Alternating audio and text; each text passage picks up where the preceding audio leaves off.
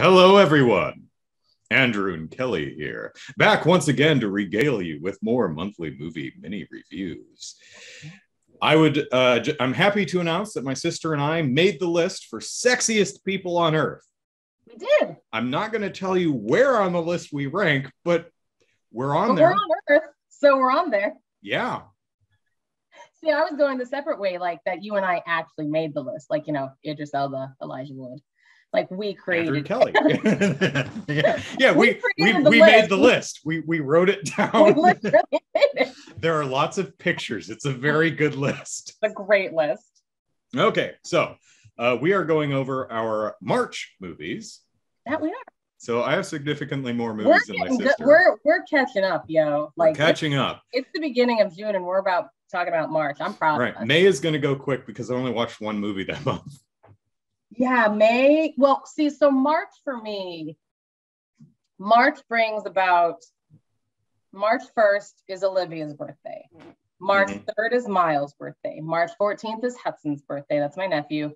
March 17th is Jeremy's birthday. And March 26th is Isabee's birthday. Wow. And I swear on earth, there's someone in between. So like, I saw 2 movies in March. Summer lovin' had me a blast. Or whenever March -10 is.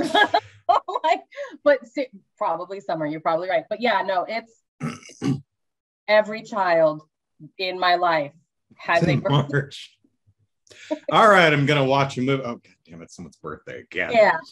So there you go. Well, at least you don't do the thing where you consolidate everyone's birthday onto the same day to get it all over with, because that's no, lame. That's that happens. Sorry, everyone who is born on like Christmas Day or within 2 weeks of Christmas. We'll just celebrate them both. And it's don't do that. No. Well, that's the thing.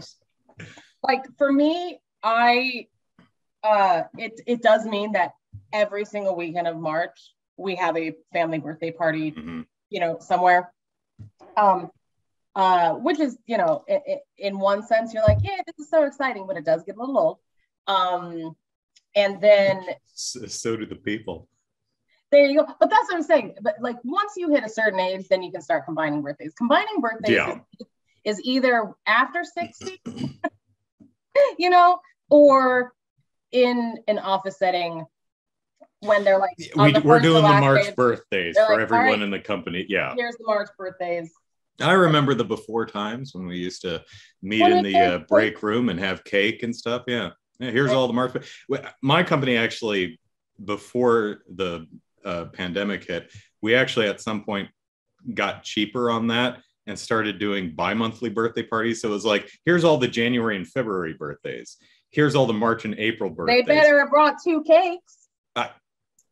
I think it was based on how many birthdays they were. Well, no, it's the same number of cakes. It's the same number of people each time. But so as my 4-year-old nephew told me yesterday at the combined in-laws birthday, which we were just talking about, he said the good thing about birthdays is that everybody gets cake.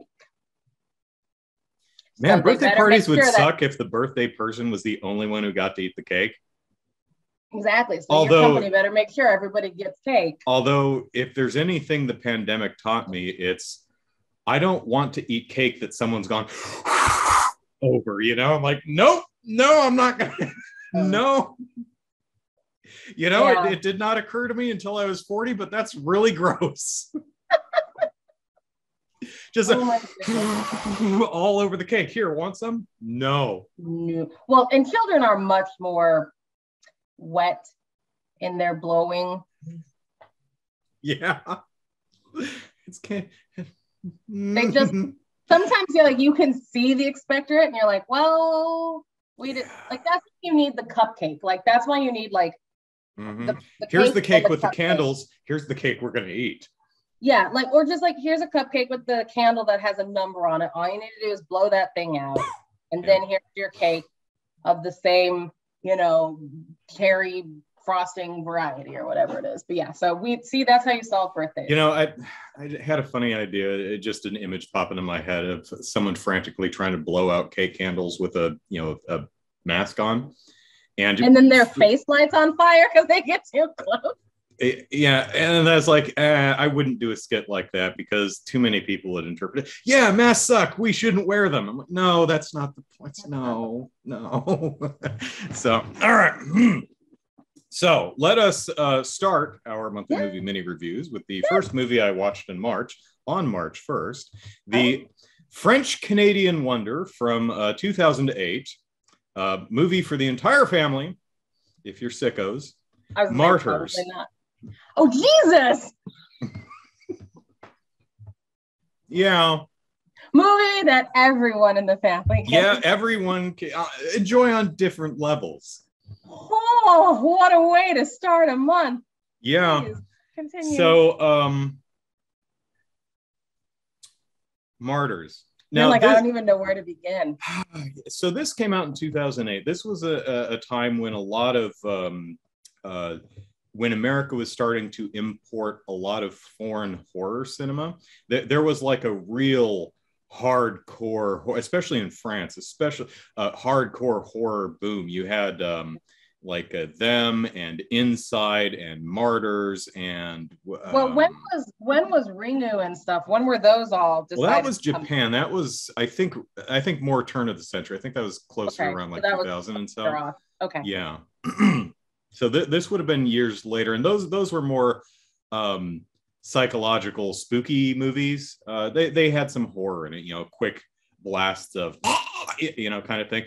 But these movies we are going to make you very uncomfortable. So and also this was the era of so-called torture porn. Years earlier, you also had the Hostel movies, which I think is why we started importing these films from France, because Hostel went over very well. And then we did a lot of imitators, and we started, it's like, oh, we can't make these fast enough. Let's start importing this crap from France. Eli showed that there was an audience for it all. And I like Hostel. Don't get me wrong. I think Hostel 1 and 2 are actually genuinely good movies.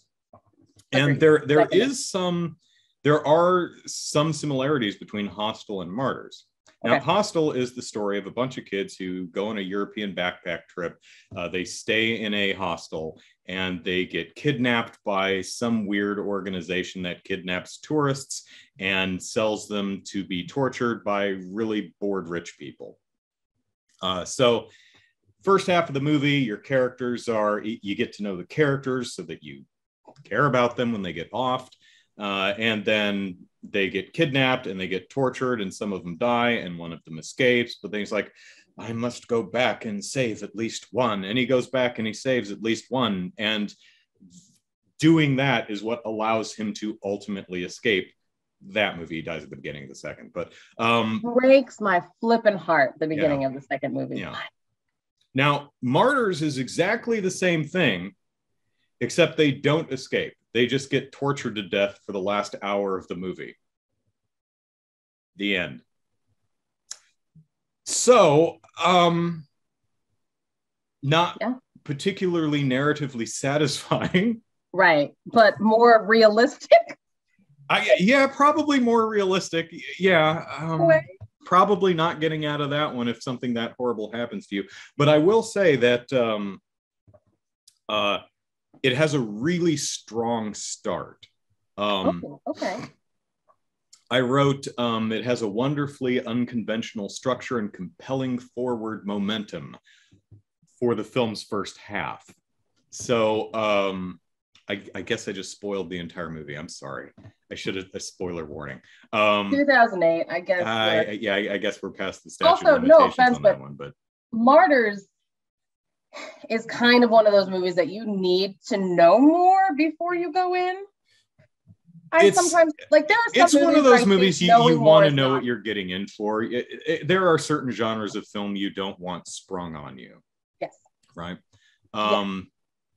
I could torture porn is not necessarily a fair in all circumstances label, but it gives you a pretty decent idea of what you're going to be getting. Bodily, there's a difference between torture porn and body horror, something like Cronenberg. I was going to say the Crimes of the Future I really want to see. I'm very looking. That's the newest Cronenberg. You bring him up. That is literally his newest. Oh, okay. But yes, Cronenberg is definitely body horror. So I really like the first half of this movie. So the premise is there is a little girl who was kidnapped and tortured when she was like 12 or something like that, but she escaped. And she grows up and she tracks down the family that kidnapped her and chained her to the basement and tortured her. And she murders them all. Mom, dad, and the two kids. And it starts out with, you know, the idyllic suburban family having breakfast and talking, and the, you know, talking to the, how's your swim meet, my little trophy swimmer, la la la, and oh, the boys got an Annabelle or something. Yeah, exactly. So, you know, it's the perfect thing. And then a woman shows up at the front door with a shotgun and blows them all away, including the children. And you're like, what the heck? And so she calls her friend. She says, I finally found the people who did it to me, and I killed them. And so a lot of the front of the movie is she right? Are these actually the people, or did she just murder some random family having breakfast? Oh, that's a hot open, man. Yeah. And the first half of the movie is her friend comes over and she doesn't even know, because she's clearly hallucinating something, like this monster that's trying to get her, or is she hallucinating it? It's like, is some ghost following her around and like slashing her arms and back and stuff, you know, because she gets damaged from this hallucination. Oh. So is it real, or is she hurting herself and, you know, manifesting some hallucination to, you know, is she like hurting herself? And so there's that ambiguity for the first half of the movie, and her friend's there not sure what to do, but she's, you know, helping her clean the crime scene and get rid of the bodies and stuff like that. And then it turns out what happens? Well, they the phantom ghost thing kills her.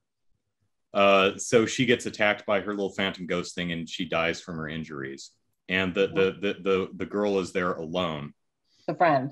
But she sees her. I think she sees her hurting herself, so she knows that it was some type of, you know, she was so traumatized that she was inventing some phantom that was coming after her, and she was manifesting the harm that it was doing to her physically, and she finally died from that.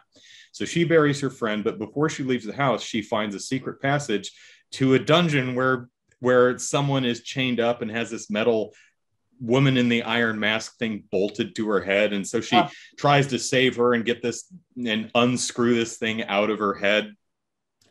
And then the people show up, you know, the organization that funds this kind of a thing.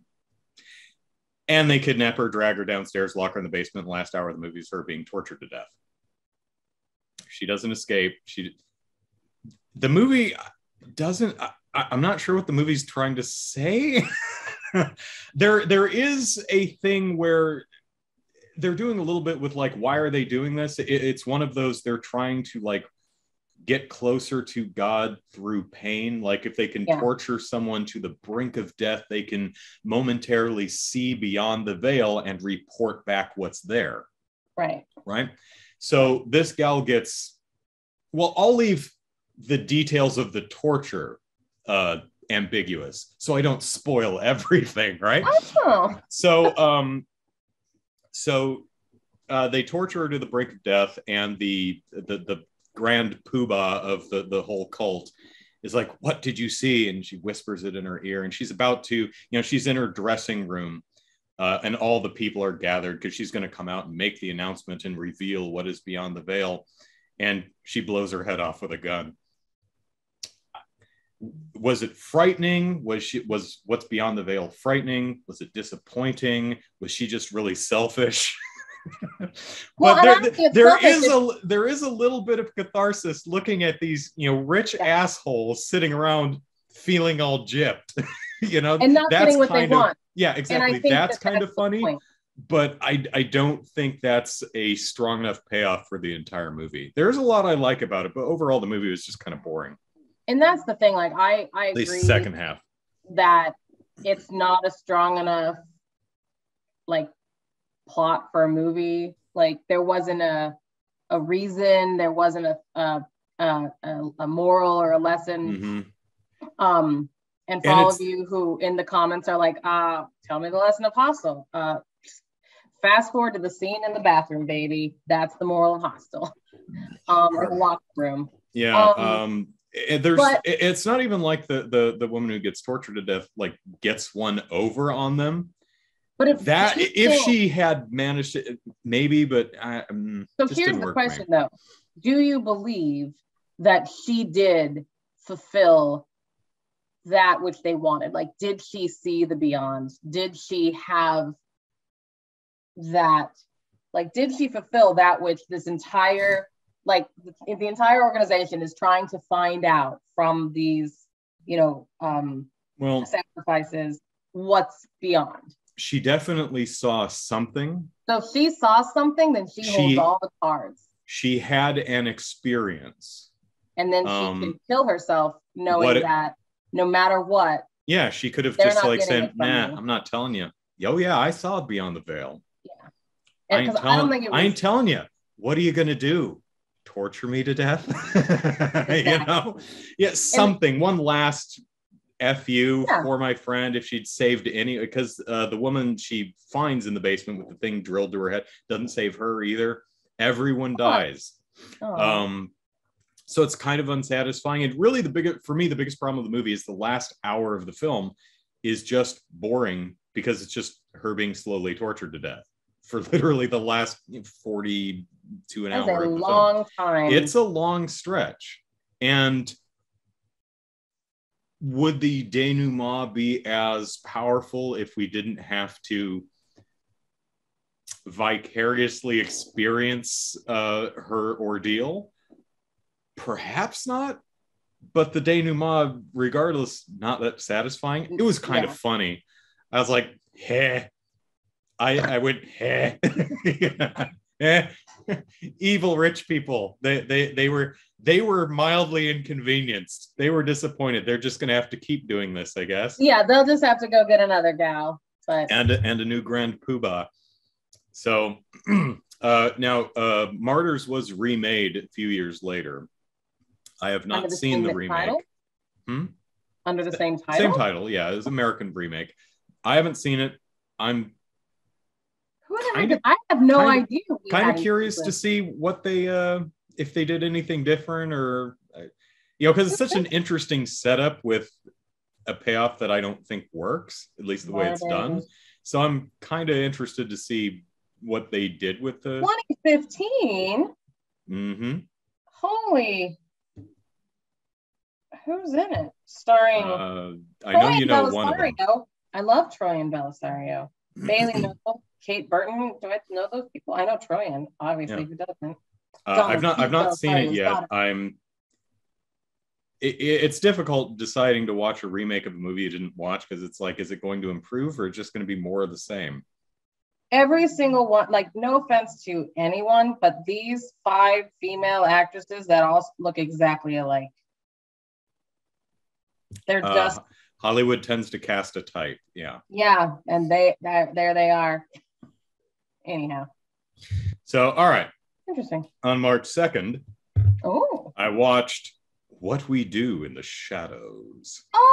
Everyone, so I've never seen that. The movie or the show? Either. Okay. And I have heard that it's something I'm supposed to be watching. Many people are like, how have you not seen this? And in my head, I'm like, there's a million things that you could say that about, but this one specifically comes up a lot. Mm-hmm. So what do you think? Am I supposed to have seen it? Do I need to see it now? Oh boy, no. It's a fun premise. For those who don't know, the premise is there are a bunch of vampires who live in a house, and they're all from different eras. So the oldest one is a very Nosferatu kind of feral vampire that just lives in a coffin in the basement, and he looks like a monster. Then there's the very flamboyant Anne Rice type of vampire, which is a little bit more modern.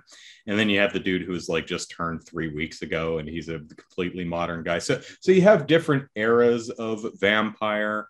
You have the more Bram Stoker era vampire. So that's an interesting conceit. And basically, they have a documentary film crew just following them around and seeing what they get up to.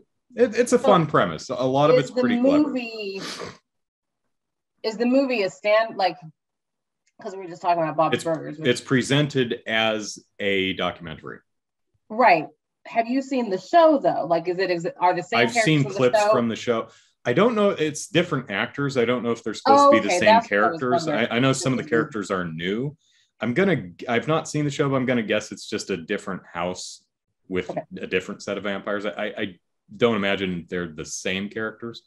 Okay. But fun performances. I liked Taika Waititi. Taika Waititi, the one who directs Thor. Yeah, him.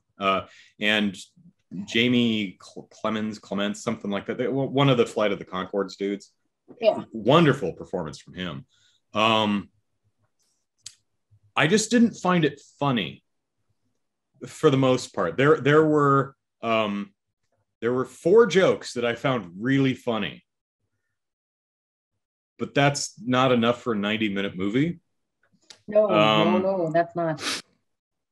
It's definitely a movie I can understand why a lot of people really like it. The humor either really works for you or you're like, yeah, it's fine. Aww. Like there's this wonderful bit where Taika Waititi's vampire is a very fastidious neat freak kind of guy. So he's got this woman that he's brought back to the apartment that he's going to eat. And he's talking to her. It's like, oh, so tell me about your work or your school or whatever the hell you do. And he's just casually laying out newspapers. That I found really funny. And then he bites into her and she just gushes. And it's like, oh shit. And he's like, trying.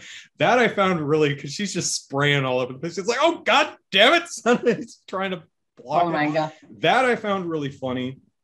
There's some police officers that keep coming over. There's werewolves in the movie, and there's like someone gets attacked by the pack of werewolves, and it's just eviscerated and spread all over the place. And the 2 bumbling police officers, who I think they actually did a spin-off show with them, which I've not seen either. Oh. They're like, we found the culprit, and it's this like sweet little border collie or something like that. They're like, yeah, you never can tell just looking at him. We're gonna have to put this one down. It's the cutest damn dog. It's like to eat this kitten. Yeah, exactly. It's like, come on, man. It's an animal attack. We found it. It's like Lassie or something like that. So there were 4 jokes in the movie that I found really genuinely funny, and the rest of it was just kind of dull to me. But humor is very subjective, so your mileage may vary. I know a lot of people really, really like this film and the subsequent television series. So it's sure, give it a shot if it sounds interesting. That's funny. It reminds me, the way you explained the setting up the room reminded me of American Psycho, when Patrick Bateman played Bale, is getting the room ready, and is it Jared Leto? Is that who's the guy on the couch? The guy on the couch? Yeah, I don't remember who it is. It might be, but he's talking about Phil Collins and just doing his thing. And hey, Brian, or something, or whatever his name. Yeah. American Psycho. There's a movie that I liked moments of, but overall as a film, I didn't really enjoy. There are like scenes that I think are fun, but overall the film didn't work for me. But I didn't watch that in March. But what I did watch was a film called Donkey Skin. Was it a porno? It sounds like a porno, doesn't it? Does it sound more or less like a porno if I tell you that Donkey Skin is a French film from 1970? More? More? Yeah. No, this is like it's more it's a musical fairy tale. It's a musical? Yes, it's a surreal musical fairy tale with the production value of like a repertory theater with a pretty decent budget. Or maybe so are the sets? The sets are sets. Okay. There are locations, but the sets are sets. Okay. Okay, here. Once upon a time, a queen on her deathbed makes her king promise that he'll remarry only if he can find someone more beautiful than she. We should go back to the list that you and I made at the beginning. Right, because we're on the list. Because we're on the list. But you know who's a bit higher on the list than you and I? The king's daughter. So he makes plans to marry his daughter. It's like, no. And then it gets weird. Oh, and then then the movie gets weird. Was she all for it? Was she like, cool, Dad? No, she's not into it. So she talks to her fairy godmother, who's like, okay, here's what you do. You're going to say, okay, cool, Dad, but first I have some whims that you need to meet. And her whim is, I need a wedding dress that is with material of the sky or something like that. So this is so she sets the king like an impossible task, so that he can't marry her. But he ends up making a dress, which it's a really wonderful effect, where I think they like made they just like keyed the dress and then made a blue dress or a green dress or something, and then color keyed it to put blue sky and clouds over it. So as she moves, it's like the sky is moving over her dress. It's actually a really neat effect and something I wasn't expecting for something that looks a little cheap. And so the next one is like a dress of the sun, and it's not as that one's the most clever, but it's this big sparkling gold dress. Yeah, it's the only thing she can think of is weird materials for dresses, and she does this like 3 times, and he manages to do it, like all 3. Oh, there's something about he has it. You remember the fable of the golden goose? The goose that poops golden or lays golden eggs. So they like cut open the goose and there's no eggs. And it's like, yeah, that's not how eggs work. Right. Your chicken and goose, birds are not just full of eggs at all times. What were you? Yeah. Oh, man. But I mean, that's literally the point. That's the moral of that story. So they have a donkey that poops gems. But no one tries to kill the donkey to get the gems out. They just have a donkey that poops gems. And it's, I would just overfeed that son of a... Yeah. So I think her last thing is, I want the skin of the donkey, which means they have to kill their cash donkey. So cash cow. Yeah, so he does that, and then she uses her fairy godmother's magic teleporting trunk or something like that to take her donkey skin and run away and hide out in a village somewhere where she pretends to be not the princess, but this hermit who lives in a cottage who wears this smelly donkey skin. Apparently this thing's never covered in glue and never been washed. What are we pointing at? Oh, that's Olivia on top of the fridge staring at us. Like, what's going on, guys? What you doing? What's this about donkeys? Oh, yeah, okay. First I wasn't sure what you were pointing at, but yeah. I couldn't figure out It's really hard if I want to point out, like, look at these weights. It's difficult. But, and then we go on to the prince sees her in, like, because she can waffle, but when she's in her cottage by herself, she's full princess mode. But when she goes outside, she's full donkey skin mode for reasons. So is this one of those, let me guess, she has to find someone to love her for who she is because she smells like wet donkey. And then when they bring her home, she's like, look, I'm actually a princess. It's one of those. they do the Cinderella thing where the prince meets her, but I guess he's just staring through a window because he's a creep or something like that, and he finds her ring. So it's like, okay, whoever fits the ring is the donkey skin woman, or is the woman I love and will marry.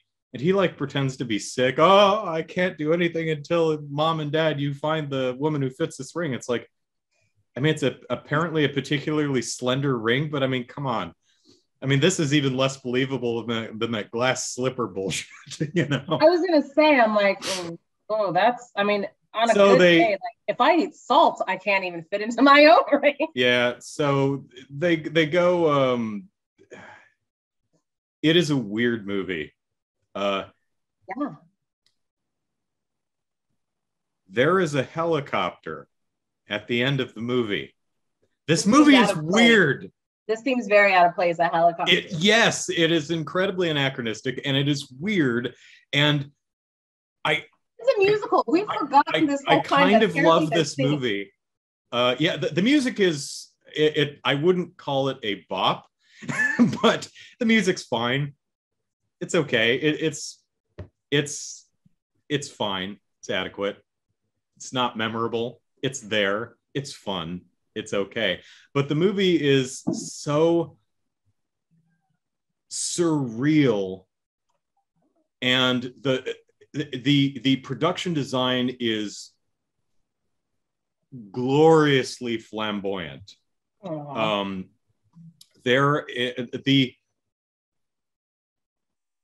portal, the doorway into the king's throne room, for no reason, is like 4 foot tall. So everyone keeps having to duck in and out of there. I don't know why.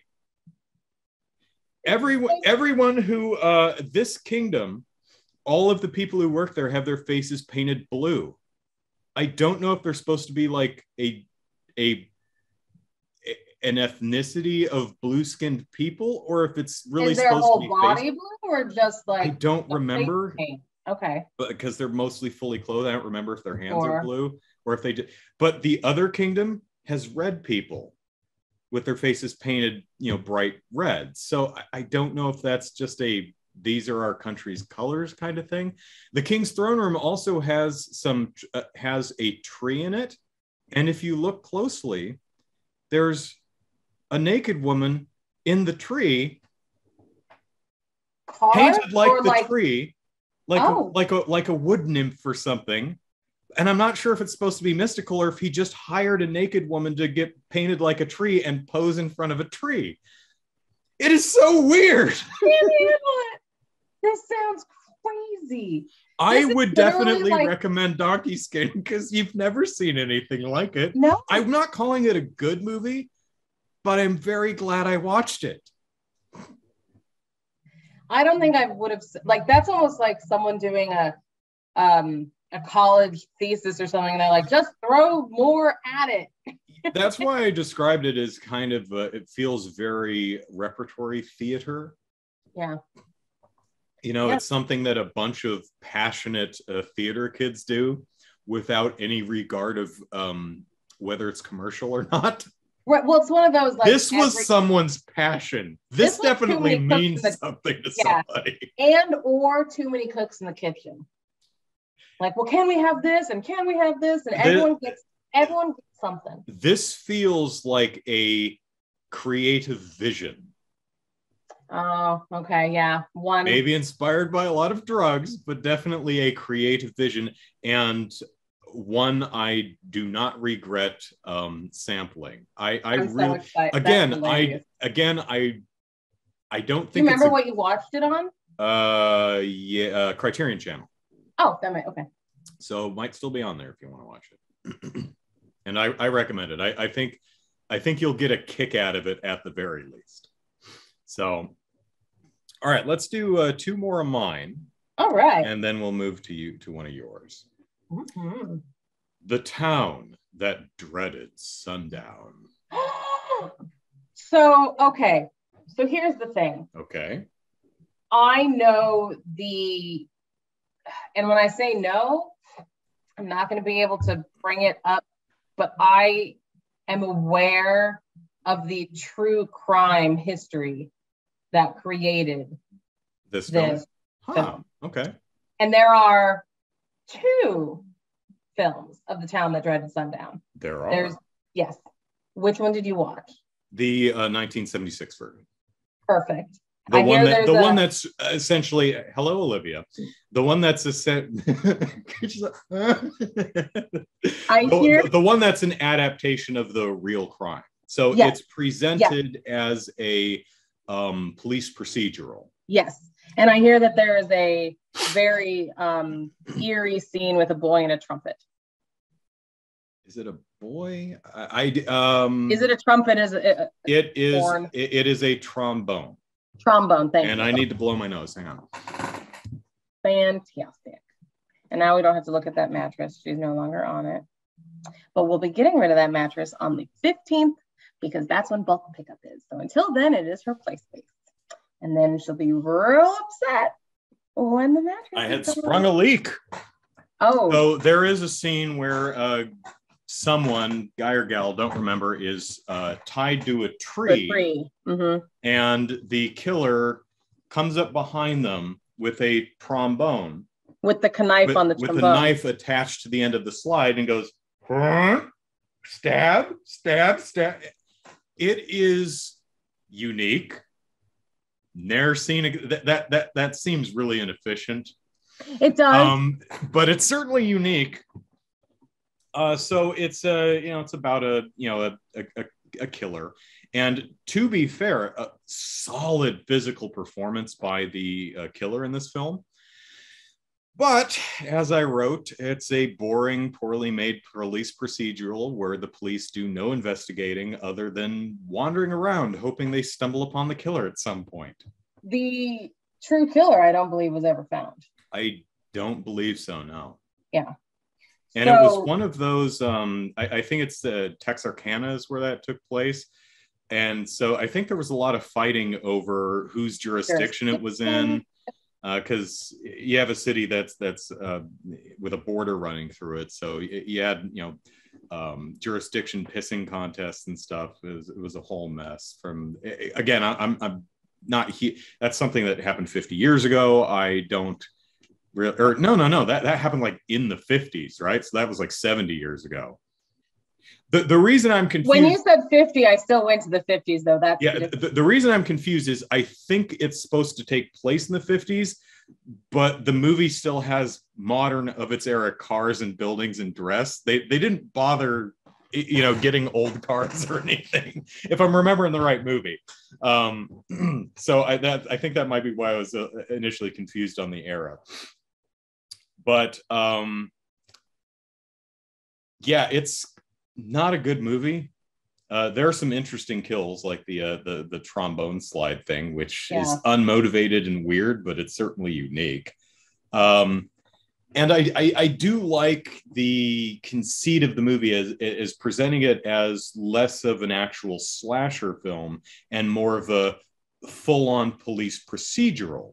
Yeah. Except the police they don't do anything. There's no actual procedure. There's no police work. It's not like The Naked City, which is a police procedural where a murder happens somewhere and the entire movie is just following these regular cops around. I mean, it's very dragnet dry, but it's really fascinating because they're just doing the shoe leather work, just wandering around talking to people, and they end up they catch the guy and they chase him at the end of the movie. But I could see that movie being really dry. I found it very fascinating.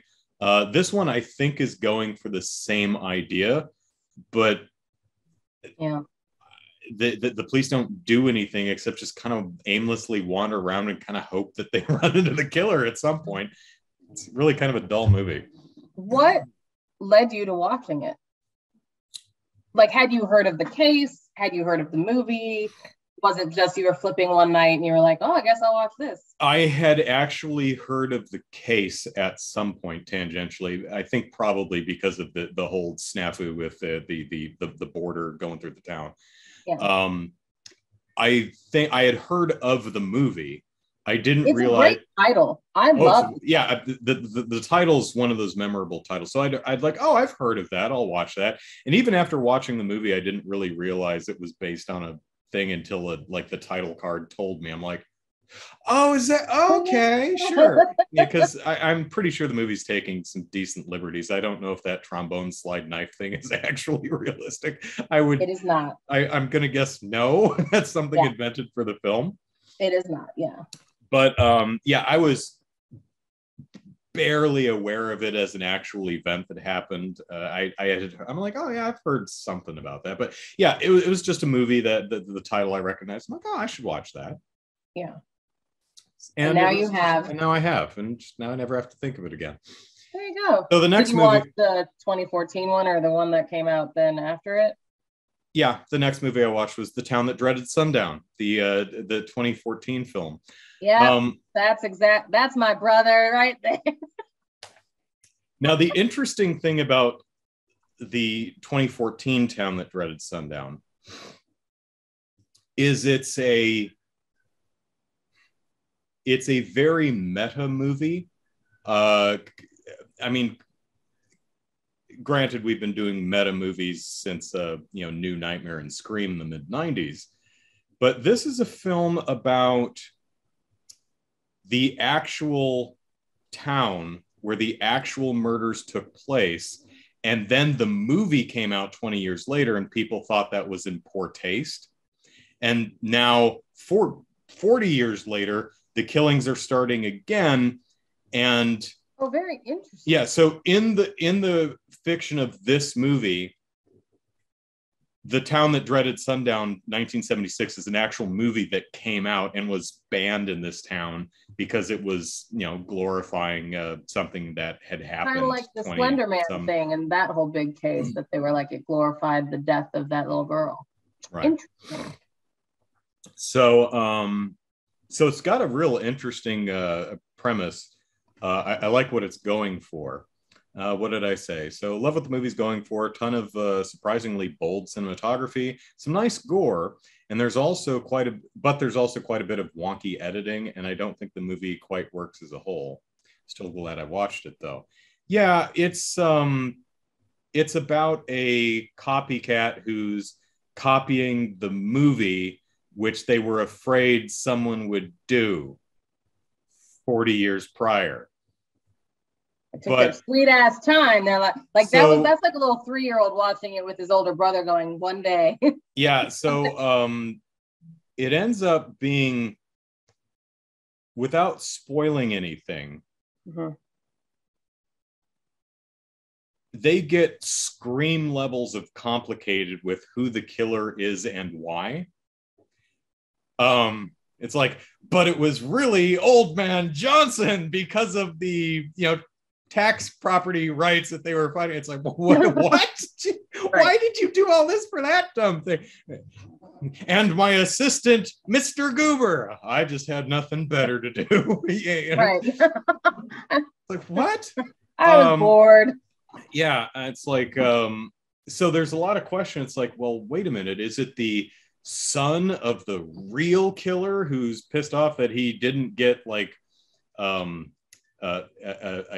not stipend, what's the royalties from his family's legacy, or is it like the descendant of a police officer on the other side of the town line who thought that this should have been in their jurisdiction?